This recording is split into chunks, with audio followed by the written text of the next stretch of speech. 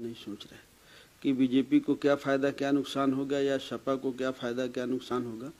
हम जो गरीब हैं, पिछड़े हैं, दलित हैं, अक़लियत हैं, उनकी भागीदारी सुनिश्चित हो पाए इस देश में, उसके लिए हम काम कर रहे हैं। जो संविधान ने हमें अधिकार दिया है, वो अधिकार हमें और गरीब लोगों को मिल सके, उसके लिए हम काम कर रहे हैं।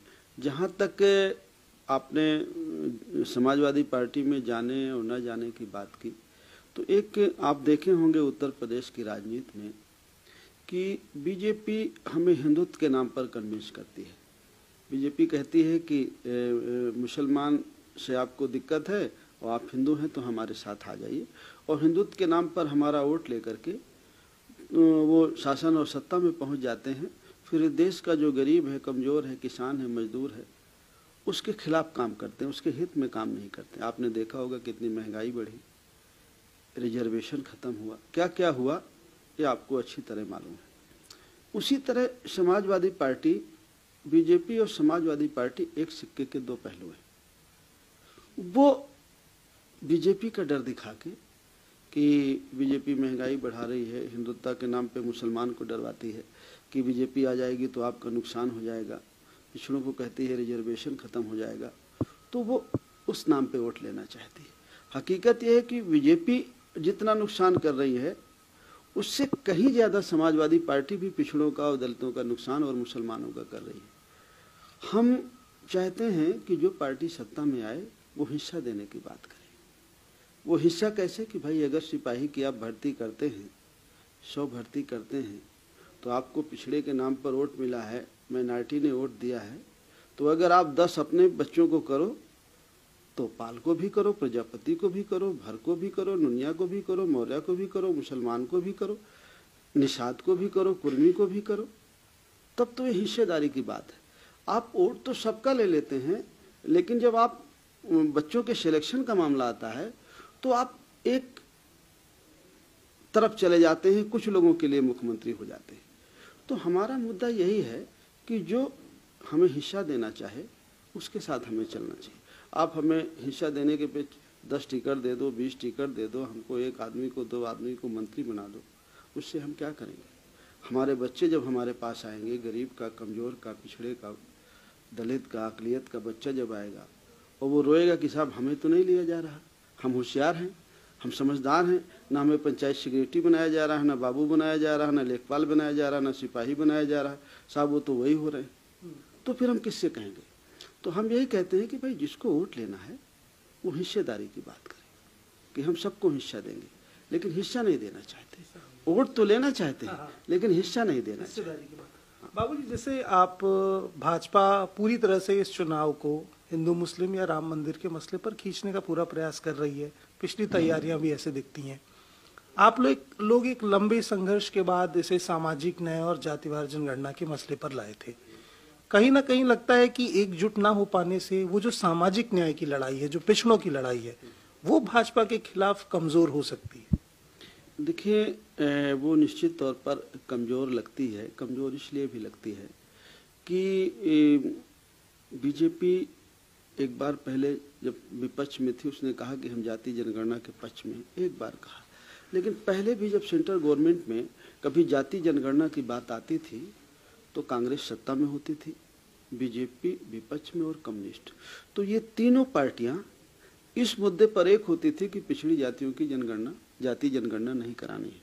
कम्युनिस्ट भी, बीजेपी भी और कांग्रेस भी। बीजेपी ने वोट लेने के लिए एक बार कह तो दिया, लेकिन वो कराएगी नहीं, ना बीजेपी कराएगी ना कांग्रेस कराएगी। अगर इस विचार का कोई आदमी हो कि हमें पिछड़ों को हक देना है, वही करा सकता है।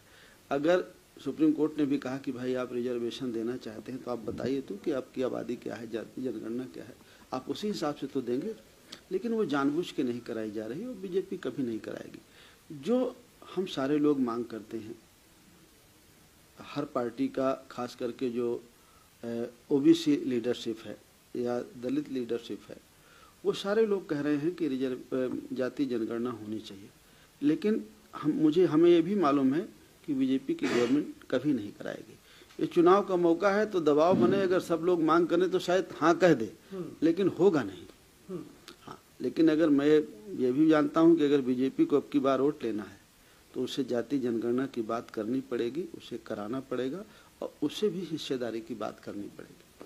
इसके साथ साथ एक सवाल और कि मैं देख रहा था आपका जो कन्नौज वाला कार्यक्रम था, रोकने के सरकार द्वारा बहुत प्रयास किए जाते हैं। उसके इतर आप देखें कि भारतीय जनता पार्टी के उसी तरीके के समान कार्यक्रम सभी जगह पर आयोजित हो रही हैं। कोरोना की कोई गाइडलाइंस नहीं है, तो विपक्ष के लिए कोरोना आता है और अपने लिए चला जाता है। ऐसी बीमारी को कैसे डिफाइन कर रहे हैं? देखिए, ये ऐसी बीमारी है कि सरकार से पूछ कर आती है, और बीमारियां तो वैसे भी आ जाती थी, लेकिन ये जो कोविड-19 है तो ये सरकार से पूछ के आता है। सरकार जब कहती है कि आ जाओ तो आ जाता है, सरकार जब कहती है चले जाओ तो चला जाता है। तो हर जगह के कार्यक्रम जहाँ भी होते हैं बड़ी मुश्किल में परमिशन मिलती है, परमिशन मिलती नहीं है, मिलती हैं तो बहुत शर्तें लगा दी जाती हैं, और उन शर्तों में ज़रा सा उल्लंघन होता है तो पुलिस वाले या प्रज्ञा मजिस्ट्रेट वहाँ पहुँच जाते हैं। ये दिक्कत और परेशानी खड़ी की जाती है, और मैं समझता हूँ कि ये परेशानी दिक्कतें पहले भी खड़ी होती थी, लेकिन अब कुछ ज़्यादा हो रही है। तो मैं आपके माध्यम से यही कहूँगा जो हमारे सरकार में बैठे लोग हैं या अधिकारी हैं कि भाई लोकतंत्र है, संविधान ने सबको अपने विचार रखने का अधिकार दिया है, तो होने दे, सबके कार्यक्रम होने दे। कोरोना अगर उनके लिए नहीं है तो हमारे लिए भी नहीं है। एक आखिरी सवाल और बाबूजी लेना चाहूँगा कि जो कोविड का दौर रहा 2 साल का, बड़ी बारीकी से देखा गया कि वो समाज जो आर्थिक तौर पर संपन्न नहीं था, ज़्यादातर हमारा समाज है जो अपनी लड़ाई लड़ रहा है, पिछड़ा समाज है, तो जहाँ अवसर की बराबरी आई, हमने बड़ी बारीकी से देखा कि अस्पतालों में उसके पास अवसर नहीं थे, ओपीडीज में उसके पास अवसर नहीं थे, दवाइयों में उसके पास अवसर नहीं थे। तो जब जनता ने बड़ी बारीकी से देखा कि एक वक्त जब मुश्किल आई तो पिछड़ों को कैसे छला गया, कैसे लाशें गंगा में बहीं, वो सब चीजें वापस क्यों नहीं सरकार के ऊपर लाई जा रही हैं, सवाल क्यों नहीं किए जा रहे? देखिए, सरकार का प्रबंधन कोविड-19 में तो अच्छा नहीं था, सरकार का प्रबंधन अच्छा नहीं था, या कहिए उत्तर प्रदेश में या देश लेवल पर एक आध स्टेट ऐसे थे जो थोड़ा बहुत ठीक था, बाकी अधिकांश स्टेटों में जो बीमारी से निपटने के लिए हमें इंतजाम करने चाहिए थे वो नहीं कर पाए। खास करके जब कोरोना पिछले जून में आ गया था, और पिछले जून में जब लॉकडाउन हुआ तो ये कह के लॉकडाउन हुआ कि हम सब तैयारी कर रहे हैं, हॉस्पिटल बना रहे हैं, बेड की व्यवस्था कर रहे हैं, सब चीज़ें कर रहे हैं। लेकिन जब दोबारा लॉकडाउन हुआ तो ये देखने के आया कि कोई इंतजाम हुआ ही नहीं था, कोई काम किया ही नहीं था सरकार ने।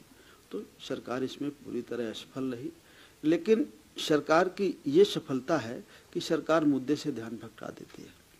न सरकार महंगाई पे चर्चा करती, न पेट्रोल डीजल पर चर्चा करती, न लाइन ऑर्डर पर चर्चा करती, न रोजगार पर चर्चा करती, न गिरती हुई अर्थव्यवस्था पर सरकार चर्चा करती। सरकार तो चर्चा कुछ और बना देती है। और सरकार की सबसे बड़ी होशियारी ये है, और हमारी सबसे बड़ी नाकामी ये है कि सरकार जो मुद्दे को छोड़ देती है उसी पे हम जाके बोलने लगते हैं। हम अपने मुद्दे नहीं बोलते, जो गरीब और कमज़ोर के मुद्दे हैं, न किसान का मुद्दा हम भूल जाते हैं। जो बिजली का बिल आया वो हम भूल गए, बिजली का बिल बहुत खतरनाक आया है। इन 1 महीनों में 2 गुना बिजली का बिल हो गया है, ट्रेन का किराया 2 गुना बढ़ गया है। जो महंगाई बढ़ी हर स्तर पर, उसको हम भूल जाते हैं चर्चा करना।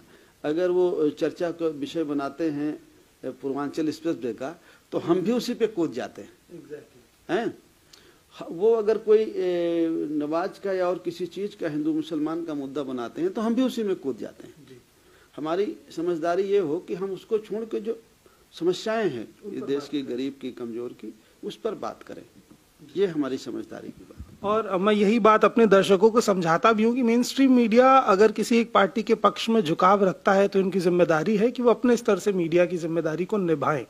खैर, एक बात साफ है, बाबूजी ने इस चीज को साफ किया है कि गठबंधन सीटों की शर्त के लिए नहीं बल्कि पिछड़ों और जातिवार जनगणना के मुद्दे पर तय किया जाएगा। जो पार्टियां इससे सहमत होती दिखेंगी और पिछड़ों की लड़ाई लड़ती दिखेंगी, उनके साथ जाने का प्रयास किया जाएगा, मगर अपने सिद्धांतों से समझौता नहीं किया जाएगा। तो बाकी उत्तर प्रदेश 2022 का चुनाव बहुत रोमांचक है। अभी कहीं से भी समाजवादी पार्टी या भारतीय जनता पार्टी जीत की स्थिति में नहीं खड़ी हो रही है, जब तक ये तय नहीं होता कि बाकी पार्टियां जो बड़ी स्थिति में मजबूती से दिख रही हैं वो किस ओर जाने वाली हैं। तब तक के लिए आप भी हमारे साथ जुड़े रहिए, बाकी अपडेट्स हम आपको देते रहेंगे। धन्यवाद।